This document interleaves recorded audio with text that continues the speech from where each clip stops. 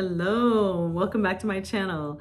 My name is Kim Crane. I'm an intuitive healer and spiritual teacher, and I'm so glad that you're here. So I just thought I would talk a little bit about becoming more curious than sure in your life. So it's only scary at first, but admitting that you don't know everything is a really good way to learn something.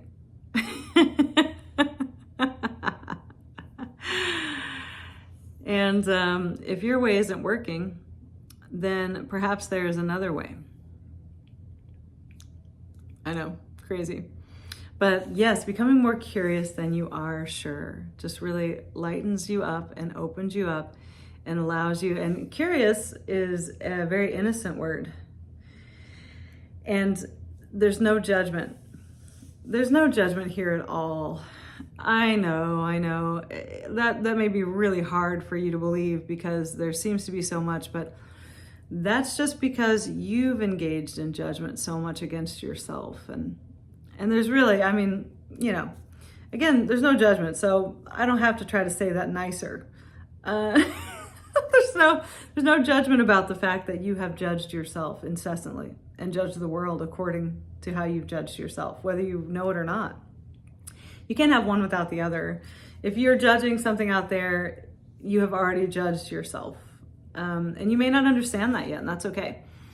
It may not be in the same form. You may not have done the exact same action that you're looking at out there and you're judging, but it has the same feeling. It's sparking a feeling in you. It's pulling a string, vibrating a feeling that you already have within yourself, or you wouldn't have that response to it.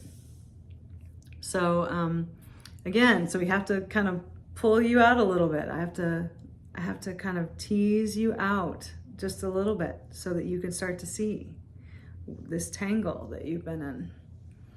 So as we work with you in this way and we start to kind of tease you out of this tangled ideas that you have that are so constricting and so limiting, this is how it feels. So it's a little bit scary. And to look and this idea that you carry around all the time, when the small self idea that there's a right and wrong all the time and that you might actually know what that is for everyone, that's just maniacal. It's ego maniacal thinking. So you actually don't know. You don't know what it's like to be anyone else here. And that's good. That brings a comfort because then you don't have to decide for them how they should be. You can start to accept that they are the way they are, that they have their own very good special reasons for that. And when there's no judgment, and I assure you the only judgment is yours, and that's going to be hard for some of you to hear that. But it's true.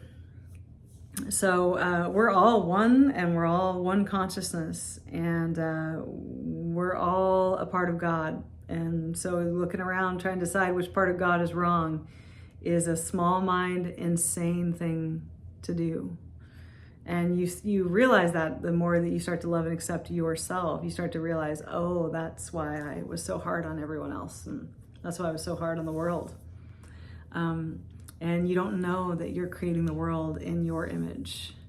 So the way you see is the way you see the world. There's no other way about it. Physicists call it the hard problem of consciousness, which I find hilarious. That you cannot leave yourself out of anything that you're looking at. You can't leave your own consciousness out of anything that you are aware of. Just let that sit there for a second, because I know that makes sense to you.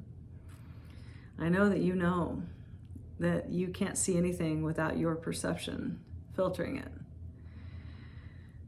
So there's not that and then something else. There's not your perception and then something else that your perception could point to outside of itself.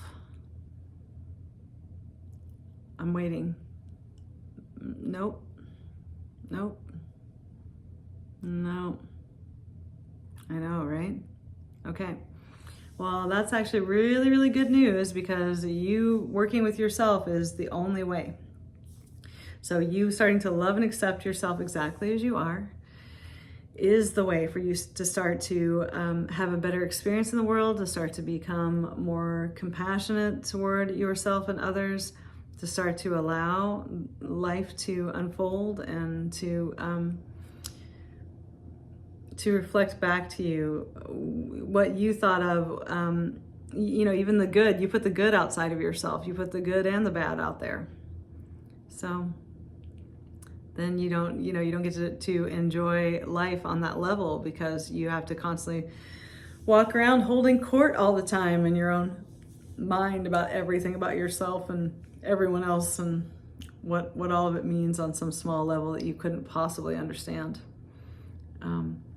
So we have to talk about things a little bit heavier like that, about judgment and stuff like that, because that really stymies your ability to know yourself for what you really are and to be free.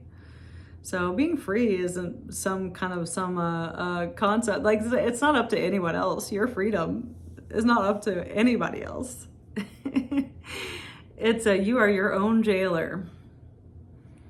So yeah, good news just keeps on coming. Anyway, I'm happy to talk about this more and any other subject in this field of awakening and what you really are, and what's really possible here because of what you really are. And there's nothing I'd rather do. And I love you all.